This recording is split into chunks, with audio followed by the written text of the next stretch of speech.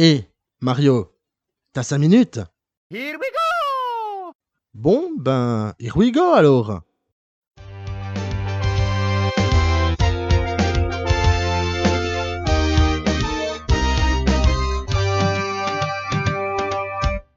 Et les fans de ciné, ici Critiqueur.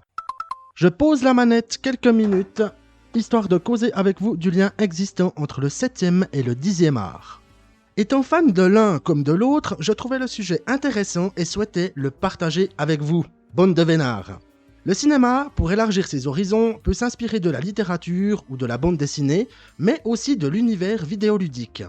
Ensemble, nous allons reprendre les choses depuis le début et voir, au fil des années, comment le cinéma et le jeu vidéo se sont connectés. Pour simplifier la chose, nous allons nous concentrer sur les adaptations en mettant de côté les animés, les séries et les téléfilms, sinon ça va être le bordel et on va pas s'en sortir. Vous êtes prêts pour 5 minutes en mode vidéogame? C'est parti!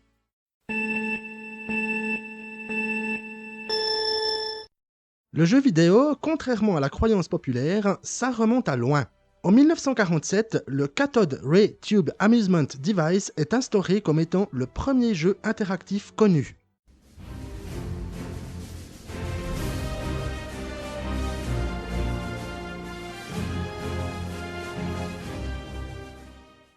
Beaucoup plus tard, les années 70 voient fleurir les premières bornes d'arcade dans les lieux publics, et bien que les consoles de jeux existent depuis 1972, avec l'Odyssey de Magnavox, les jeux interchangeables débarquent avec l'Atari 2600 en 1981.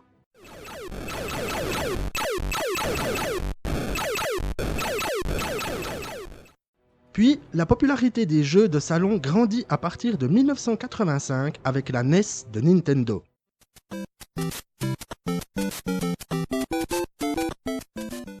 Toujours plus performantes, les consoles s'imposent jusqu'à aujourd'hui avec notamment la PlayStation 5 de Sony et la Xbox Series de Microsoft.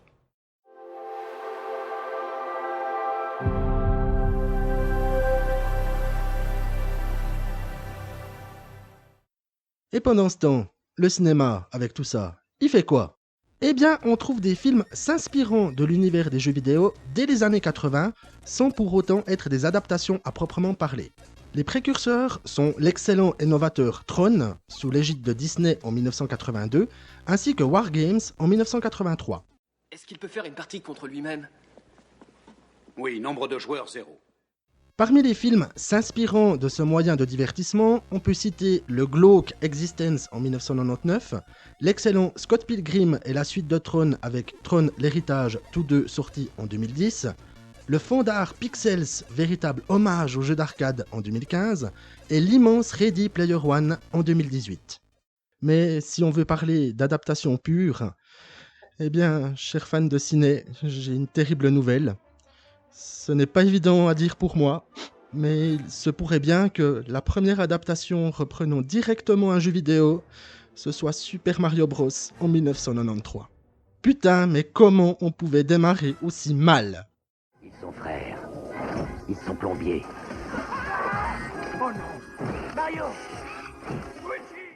Pour en remettre une couche, Double Dragon et Street Fighter sortent en 1994. Ouais, c'est la merde. Mais nous, on rentre à la maison. Ben moi, à la maison, j'y rentre pas tout de suite. Les années 90 ne vont pourtant pas s'arrêter là, vu que le marché a l'air juteux. Arrive en 1995 avec un Christophe Lambert en Raiden au sommet de sa forme. Le sort de la Terre va dépendre de vous. Pardon. Et oui, j'ai bien aimé ce film, ok? Je le dis et j'assume. Sa suite, Mortal Kombat Destruction Finale en 1997, ne pouvait pas avoir de meilleur titre. C'est complètement con, mais ça a le mérite de faire rire.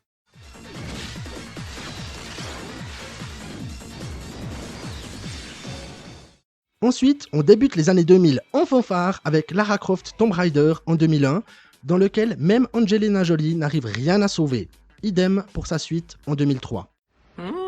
Commence par. La saga Resident Evil démarre en 2002, pour durer jusqu'en 2016, il faut quand même le préciser, et enclenche une vague d'adaptations horrifiques avec House of the Dead en 2003, Alone in the Dark et Doom, tous deux sortis en 2005. Ces trois-là, à mon avis, ils sont à oublier. Heureusement, le bon Silent Hill vient briser la malédiction en 2006.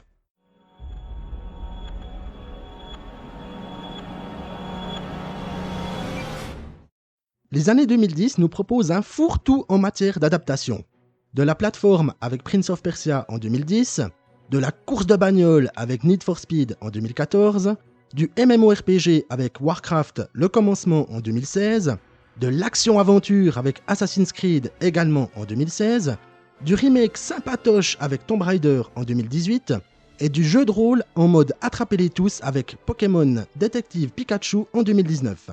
Vous l'entendez comme moi, vous l'entendez? Ouais, Pika Pika Pika, il est adorable. Et pour la décennie 2020, jusque-là, on a eu Sonic. Et qui sait ce qui nous attend pour la suite?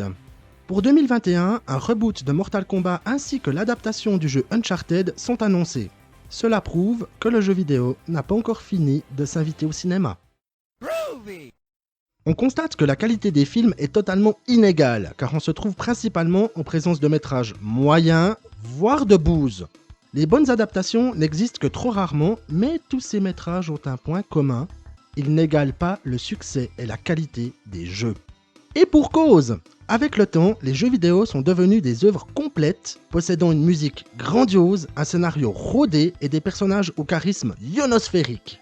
Qui plus est, devant sa console, on participe activement à l'aventure, ce qui tranche radicalement avec notre passivité lors du visionnage d'un film. Les jeux vidéo sont devenus une forme de cinéma.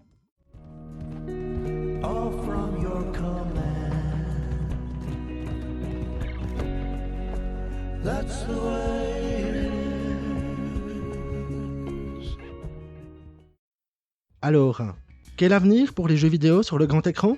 Va-t-on se retrouver dans une situation où les deux se compléteront, le cinéma devenant un support pour rallier certains opus vidéoludiques à d'autres? Va-t-on se retrouver avec des adaptations de jeux plus anciens, histoire de faire valser un peu de nostalgie dans le cœur des gamers, comme l'a fait Pixels en nous présentant de bons vieux jeux d'arcade, ou récemment Rampage s'inspirant du jeu de 1986? Cela serait aussi l'occasion de corriger certaines bourdes. Oui, là tout de suite, je pense à Super Mario Bros. Ou alors, serait-il possible qu'à l'avenir, les deux ne fassent qu'un, à la manière de l'excellent Black Mirror Bandersnatch sorti en 2018? Film interactif narrant la création d'un jeu vidéo, il nous permet de construire nous-mêmes l'histoire par le biais de choix durant le visionnage. C'est une expérience à vivre, et peut-être le futur des deux arts combinés. Ça suffit, coupez! Où est le réalisateur? Je peux pas travailler comme ça, moi! Mettez le jeu sur pause, nous arrivons au bout de cet épisode. Et vous, quelle est votre adaptation de jeu préférée? Avez-vous un jeu que vous souhaiteriez plus que tout voir sur grand écran? Quel avenir voyez-vous pour ces deux univers?